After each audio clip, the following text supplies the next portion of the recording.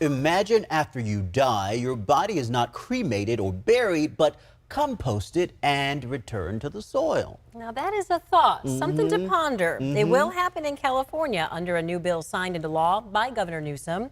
Although it goes into effect here in 2027, it's already happening in other states. ABC 10's Kurt Rivera has more. The owner of a book publishing company in San Francisco, Ruth Gottstein, was also a civil rights activist, champion of the city's fabled Coit Tower, before settling in the tiny town of Volcano in Amador County. She was as healthy as anyone I have ever seen. She was on 0 medications until the very end of her life. But in August, she died of natural causes at the age of 100. Her end-of-life choice to be composted and returned to the earth. And I explained it to her, and she gave me her typical Ruth smile and said, "Do whatever you want. I'm not going to be around." So Gottstein actually drove his mother, preserved in dry ice, to the Seattle area-based company called Return Home. We lay a bed of organics, straw, alfalfa, and sawdust into the vessel about this high. In business for over a year, it has done 85 natural organic reduction human compostings, or what the funeral home calls terramation.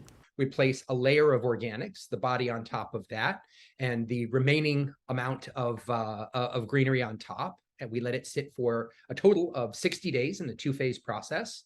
The remaining bones are then cremated and returned to the vessel for another month before completing the composting process. The last decision that we ever make is one that gives back to the earth. According to the National Funeral Directors Association, the median cost for a funeral is over $7,800. A funeral with cremation, over $6,900. Return home charges, $4,950.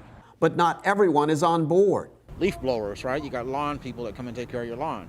They're blowing and doing their thing. May not be there permanently. To me, it's strange. As for Adam Gottstein's mother, She was delighted with the idea that instead of her ashes, her remains would be part of the property here.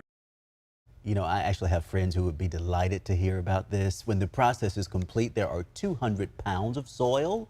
Return Home says if you choose not to take home the remains, they will spread them at no extra charge on property they own in Washington.